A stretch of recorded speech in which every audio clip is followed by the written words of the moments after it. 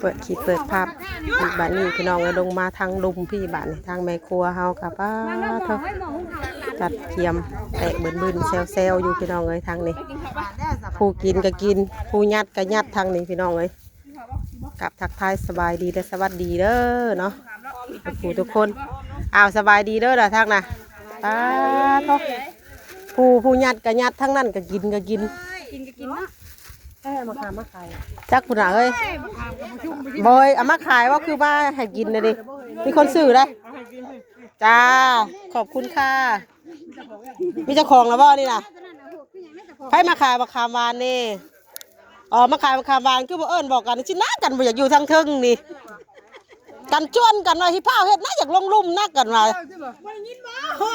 มาขายมะขามหวานก็บ่บอกกันดิสั่งนี่น่ะโอ้ยสิเด้วเอาเดี๋ยวได้ของไผ่หลายเด้อนี่แบ่งมาจากถุงนี่เนาะเฮ้ยหมูเพิ่นของไผ่นี่บดบ่มาอีกเด้อมื้ออื่นนะตอนเพิ่นมาขายกระสอบนึงนี่นะโตกันจักมาจ่ายมาหยังได้จ่ายก็บ่เห็นจ่ายใช่นะกันบ่ได้ยินมีสั่งนะบ่นี่กว่าใช่เนาะทิ่มกันว่าอยู่เทิงพุ่นรถแล้วก็บ่ขึ้นล้อบ่ขึ้นเดียวอ่ะมาจ่ายจักหน้าบ่ได้ลงมาแล้วมาอะไรบ่แล้วหมูเอาบ่เลยมันจะกินน้ำหมูกับพ่อได้บัดนี้ของหนึ่งจะเอามาเรียบร้อยแล้วมื้อน่ะมานั่นอย่าลืมเด้อมื้ออื่นน่ะเด้อมาให้เด้อให้ชาวสวยพวกแม่นบ่นี่มันคือมาหัดตะนุกชื่อกินนี่นะนั่นๆบ่โตนี่พันแล้วเนาะนี่น่ะถามพันก็ชื่อน้ำเรานั่นได้อยู่3 ถุง 50ชื่อน้ำเรามึงน่ะได้อยู่3 ถุง 50ว่าได้เรามาส่งเนาะผมวาดมากกับอื่นแต่ทางบางเหี่ยวล่ะเขาช่วยจะเป็นไผ่ชื่อของไผ่สันนี่เอาเลยมีเลยมียังไงมียังไปอาบน้ำเหรอครับบอกยาบอกยายังลูกบอกยาอยู่มียังอ่ะจะกินหมู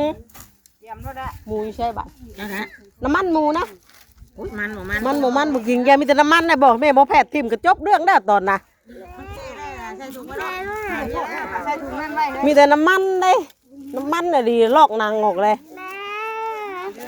คนเอาเบิดเอาขามนี่นะเลยบอกกินก็แค่ลูกบอกกินก็แค่จะกินอะไรบอกกินมะขามมีมั้งกินมะขามมีมั้ยน่ะอุ้ยอะไรนี่เหนียวนี่ลูกของใครนี่จัดการเลยเฮาน่ะรับชมรับผูกไว้นี่เนาะบ่มีไผจับเลยน่ะเยอะเฮ็ดคักขนาดนี้เนาะพระสิกล้าจับเลยทำได้ไว้น่ะปวดไปอยู่มีไผกล้าจับเฮาไปเบิ่งข้างนั้นก่อนน้องเอ้ยผูกไว้ดิแค่ว่าเริ่มกินบ่อยากกล้าแค่ว่าพดดีรอแต่นี่พดบัวอยู่บางทีแม่นหมอกแกงกระดูกห่านตัวนี้เนาะพี่น้องเลยพดบัวอยู่เอามาใช้ปานคือตัวใหญ่แฮะเอาผลชื่อแล้วปาคือว่ากินตัวนี้แหละเนาะตัวนั้นบ่กล้าชิมแล้วไม่อยากอะไรกระผูไว้คักมาคักเอาเฮ้ยเน่าได้เอาเฮ้ยพี่จะบอกแมงหลาเนี่ยซื้อแมงกับปะชื่อ3 ถุงมื้อน่ะเราของแม่ไม่อยากก็บ่ได้แม่งไปแล้วเนาะนั่นนี่เห็นคักๆเลยนะบ่ได้มันเอาเบิ่เร็วมันบ่เลยเหงาทำบาของดีๆเบิดนะบ่ทันดูหรอกตายแล้วฮะน่ะอยู่ใกล้นั่งบ่ได้จักอย่างน้ำเขาน่ะ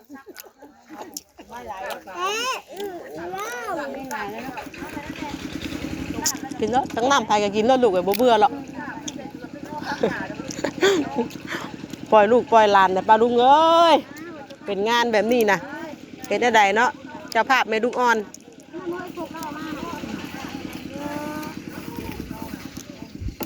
ชอยพักเมียนสมบูรณ์นั่นนะเฮ้ย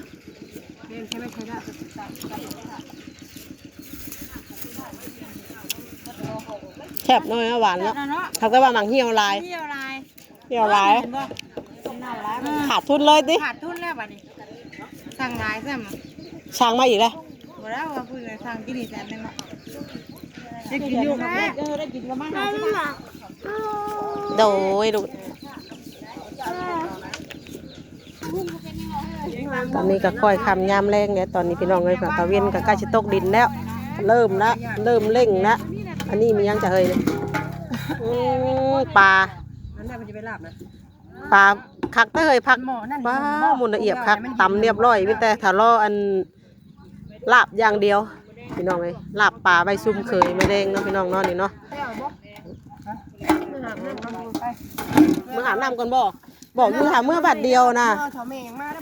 กันบ่มีรถได้ถามเมื่อบัดเดียวเนาะ ลูกซื้อน้ำ บอกอันนี้ก็ลูกคือกันแล้ว มันบ่น้ำน้ำเด้มัน บ่อาบน้ำกันใครสิมีน้ำอุ่นใครกันน้ำหนาวคือกันแล้ว เป็นไม่เด้ ใช่แล้วเฮาได้เว้าหยังได้มีแต่เอาลูกมาอ้างนี่ขนาดมีแต่ผู้สิเมื่อได้อันนี้ เจ้าแล้วเจ้าแล้วเขาไปอ่านเขาไปเต้นยังเพื่อนป้าจ้ะนั่นแหละเพื่อนป้าเพื่อนแหละจะมาโทรหา เชื่อแบบนี้บ่แต่ว่าเสื้อลานะมวยกินบ่แบบนี้นะ เขาบอกกินแต่ว่ามูกินไม่ใช่ กินแล้วว่ามันแซ่บ กินแล้วจ้ะ หานอยากให้คือปิ่งกันนอนปิ่นกันใช้ลายแท้ตัวน่ะ แล้วมูเค็มเนาะเป็นไงของเขาได้ถ้าเผาชื่อย่ าเรียนหมู่คอแล้วค่ะ เอ้าตัวถามด้วย ของไผเอา ไปแม่ ของไผเอา เอาตัวถามไปถาม บ่ถามคนปิ้งอยู่แล้วนี่ เอาพี่เขาเอาอีกชิมละหมูนะเขาผูกเท่าไรเด้อมาเลย เมื่อยน้ำดี เอาพี่กับแม่อยากกินไหมกินไหมพี่ปลาแล้วพี่นะแม่จะได้กินดิเนาะ ยังจะได้กินพริกปิ้งปลาก่อนเฮ้ยกินปิ้งปลาก่อนจังเมื่อให้เอ้ย เนาะไม่กินน้ำกินน้ำเอิ้นมูนคู่ บ่ เล ได้ ยนะ 8-9 โมงบ่ได้สิ มัน เมื่อ ผอกมันเผา ลูก ลู กะ กน้องแค่นั้น ลูกกะจับเมื่ออาบห้องกิกๆแต่เจ้าอยู่เตานะ เป็นรักเอาของลูกจะนายใช่ไหมเป็นรักของไปเลยเนาะจุกไม่ต้องกันขางนั่นมีขนมตรงนึงน้องเขาลูกจะนายพ่อจะรักเอาเลยรักของเขาลูกจะนายบางแน่ให้เด็กมาเนี่ยน้องกับเด็กทวงนุ่งเขาของจะนายเนาะไปได้ไปเท่าไรแล้วเวลาเขาเริ่มยากแล้วเวลาเขาเริ่มเขาจะได้กินยังรักดิมีเงินไหนรักใครอยู่เนาะใส่หลักเอาเงินใส่ให้จะได้ใครเนาะยากแต่ละ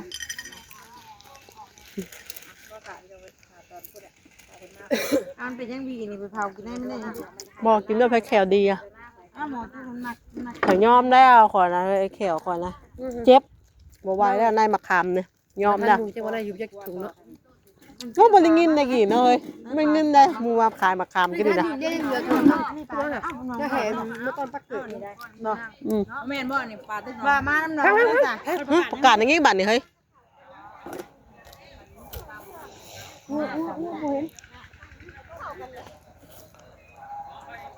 อ้าวมรณกรรมอีกแล้ว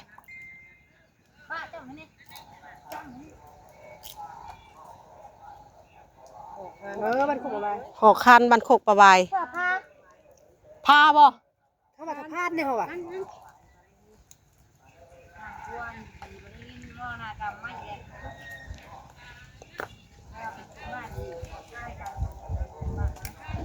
ประกาศมรณกรรมอีกแล้วน้อยนี่มีแต่แนวนี้เนาะเห็นบ่าบ่แม่นบ้านเฮาอยู่ข้างแต่มันกับบ้านใกล้เฮือนเคียงเนาะเฮ้ยเนาะบ้านนี่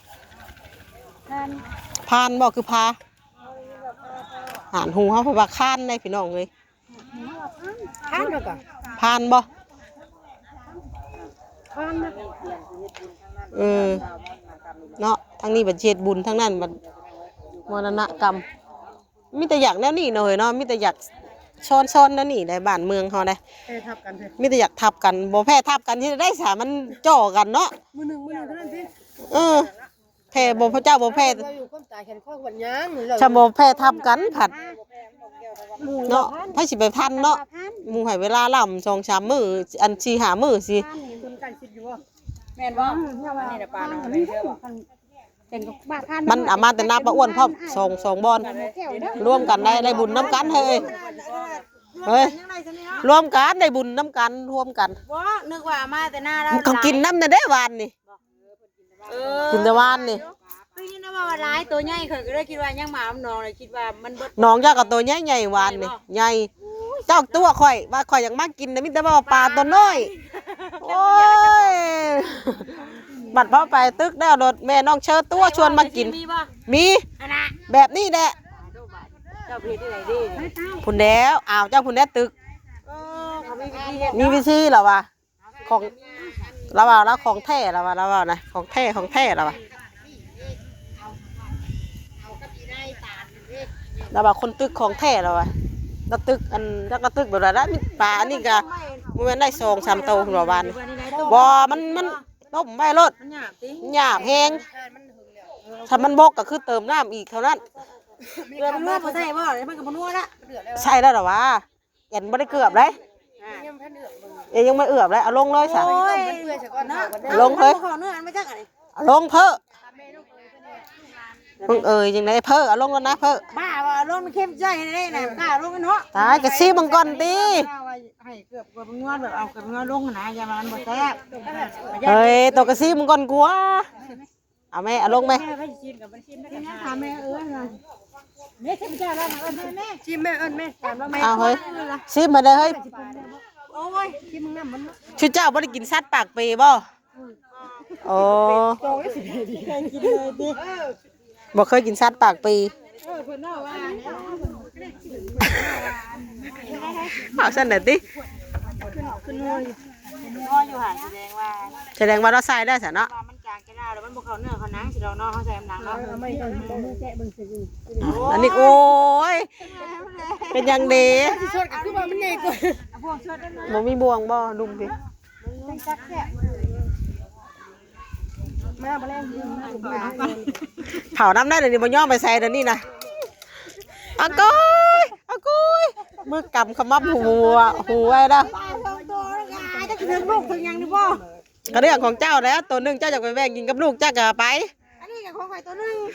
ของอันว่าอีตัวนึงของไผอีกเคยบอกของข่อยปาดกินนี่จุ๊บ อย่าซะซะอย่าซะซะ เอามาจะได้ดังเผาเลยเอาไปเจอได้แล้วบ่กินนี่บ่ดวงมันเจอได้แล้วบ่เมื่อก่อนเด้อตู้ เฮ้ยอันลาบนั่นก็อยู่นี่เลยนะพักกันได้หันนี่เลย เพิ่นแล้วบ่เพิ่นแล้วมาก่อนเฮาอีกมามื้อนอนเลย นัวอยู่หันจากจางเนี่ยจางอยู่ เดือบอยู่แต่ แต่จังใส่ใหม่อีก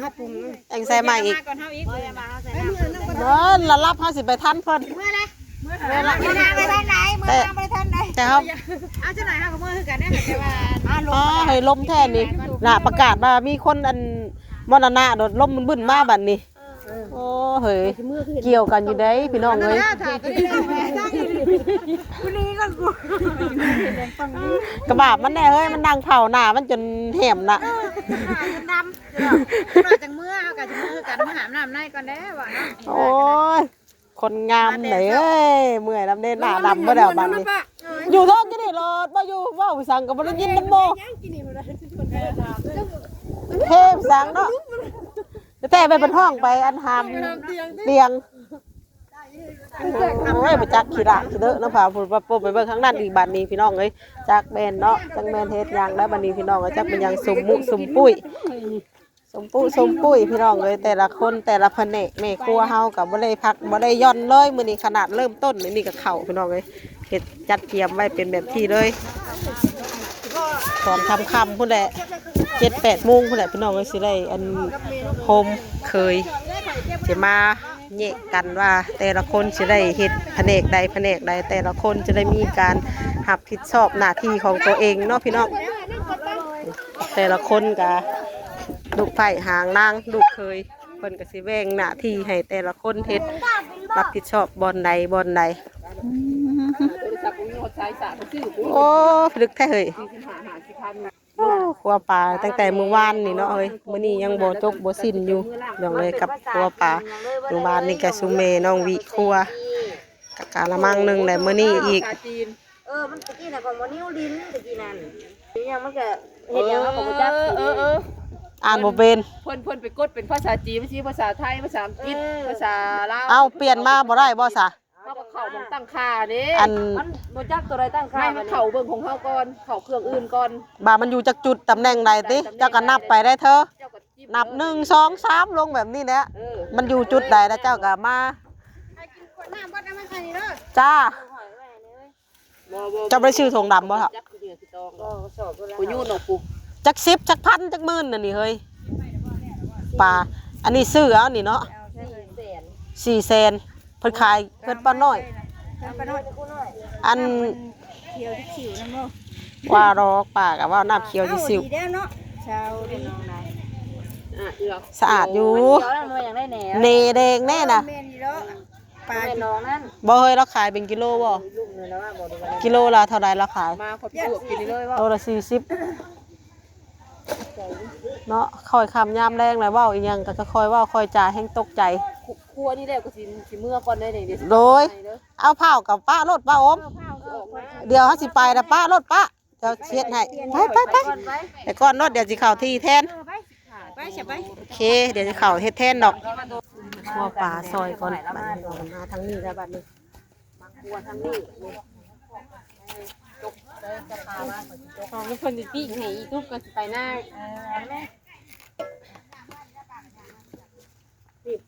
ไปเลยเอ้ามันมันบ่สบายได้ต้องไปปิ้งให้คนแล้ว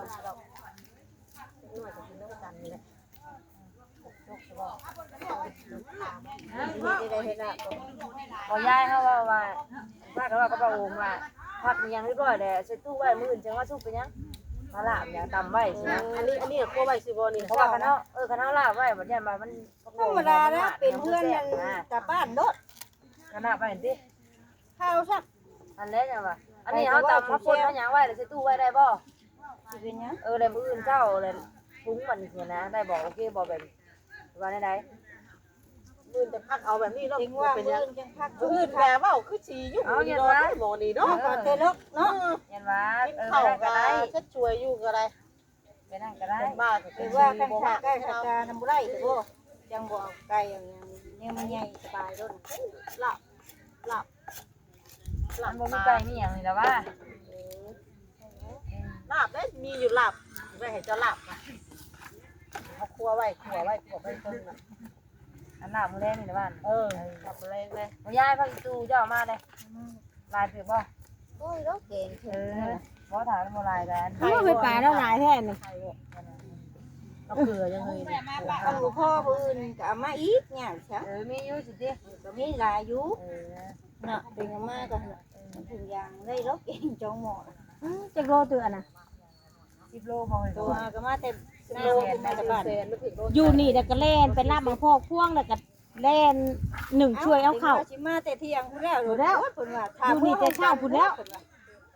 วันนี้เดี๋ยวเล่นไปเมื่อใหายล่ามาชงแล้วใหายล่าออกไปแบบนี้ อาบน้ำให้ลูกสักก่อน ทำบ่ไปแบบล่าบ่มีรถมาเด้ นั่นแหละขาลุด บ่เปิดนะ ก่อนแล้วเปิดสิเมื่อเนาะเมื่อเพื่อนกับดาวแล้วบ่มีเสียค่ะยามันเป เปลี่ ลี่ ย ย น น นิ้วหันเปิดให้ มาก่อนพวกเนี่ยคนสิไปเพื่อเปลี่ยนเครื่องให้เราก็พอแล้วเพื่อนโดนเปิดน้ำอาบหนาวเนี่ยเลิกเพราะประกาศคนกี่ดีรถคนตายรถหนาวเนี่ยมันหน่อยเลยคือว่าบางคนกับทางบางบ้าน พานคือว่าสิแหละ ภาพหรอ ตายยังไดอันนั้นเว้าอยู่ แต่พานปูอันจะลงบ่ บ่ พ เห็ ง นเขาหยังไว้เนาะ คนเผา เอ บ่ อแต่พานนั่นบ่ คนเผาบ่บ้า ยังได้หาแม่น้ำยังสิโทรเบิ่งอยู่อ่ะ จะเป็นพี่น้องคนติ นี่นะตู้เพื่อนบ่อยู่นี่น่ะท่านบอกเขาออก สะ มา พานนั่นก็เราโชว์เดี๋ยว ว่า ว่า มาแต่หน้า เราโชว์แต่หืนได้ ซาลาปา โอ้พวกปลาเนาะ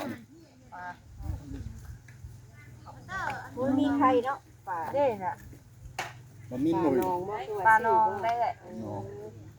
มันมี บ่แม่นน้องเฮาดอกชื่อน้อง ถึงมันจะวานนี่บ่ น้องนั่นนี่น้องเฮานี่กินบ่แล้ววานนี่ แต่หน้ามีพ่วงหลายบ่ ตายตัวอยู่ เมื่อลายเติบรู้แล้วก็กระ ตั เป๋าว ใหญ่ ใหญ่ อ อยู่ ยู่ ตัวใหญ่ แต่ปลากินแลบนั้นตัวนึงใหญ่อยู่ ทำแค่นั้นได้ ขู่แล้วบ่เคยเอาวานดี โอ้ยเอ้ยผมจะมาเพิ่นว่า อันนี้ได้ขี่ในบ้านในขวดได้ ก็นี่อันอยากเช้า โอ้ นี้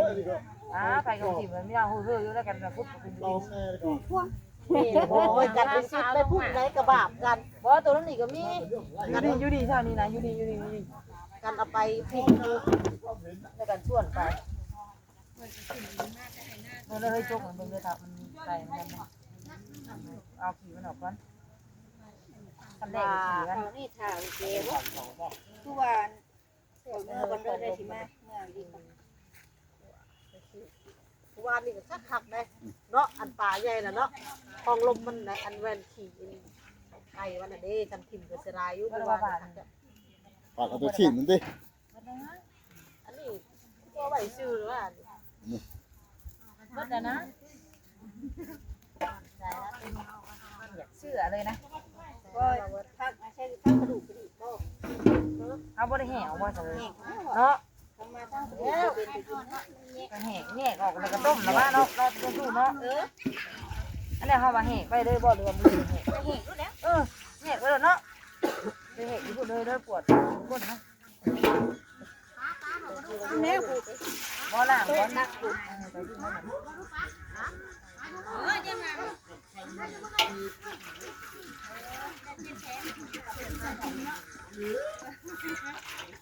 ไข่ก็เลยเนาะเฮ้ยป้าอ้วนเมียแล้วไงเมียจนมามากเลยกว่าให้บ่ เกี่ยวพอนิ้ว บ่ยังมาให้กันเนาะ ไปยังว่าโอ้ยเจ้าก็ไปเอาก้อนพอติ๊กนุ้ยเจ้าก็ เนื้อ เล่ มัน นมาฮอดที่ตลาดแล้วว่าได้ คือโสดเลย มียังล่ะ เอาคนไปเพลงไหนเพลงไหนเงินบ่จุ๊บแล้วสิกลับมาเอาเงินนี้จังว่าเอาซื้อนุ้ยก็บ่ว่า ขอโทษโอ้อุตส่าห์จะแล้วแล้วนะเนี่ย แพงเหรอวะเป็นบุญมา อุตส่าห์จะแล้วแล้วนะ เปลี่ยนที่แสนกันซะเลยนักขาดเดียวเดี๋ยวคนละ ทำไมคนไฟแน่เด้อครับ บ่ยายบ่อยู่ไปใช้บ่สิบอกแล้วเอาสายไฟน่ะมาตั้งไว้นี่นะ ที่รถเขาในใช่ไหม สู้แล้วอยากเปิดให้น้ำหันกับบ่ฮู้แล้วว่าไปจักหมูเฮ็ดน่ะ ไอ้มาบูมันเปิดปิดป๊อกนั่นเด้ เฮ้ยอัดสิบ่ให้ประตูเฮือนบานขึ้นไปถึงว่าบ่เปิด ตั้งไม่ตู้น้ำจะล้างเลยน่ะ เสียชิ้นออกบ่สิลาบ่หรือว่าเลย ออกนอกพุ่นแล้ว เอา มาที่ซอยเนี่ยมั้ย มันสิลาบบ่นี่ วันนี้ตั้งโต๊ะแร เอา ก ไปพูดไปจ้าง มาผีมาผีไอ้ก็เอาไปซิดที่นะ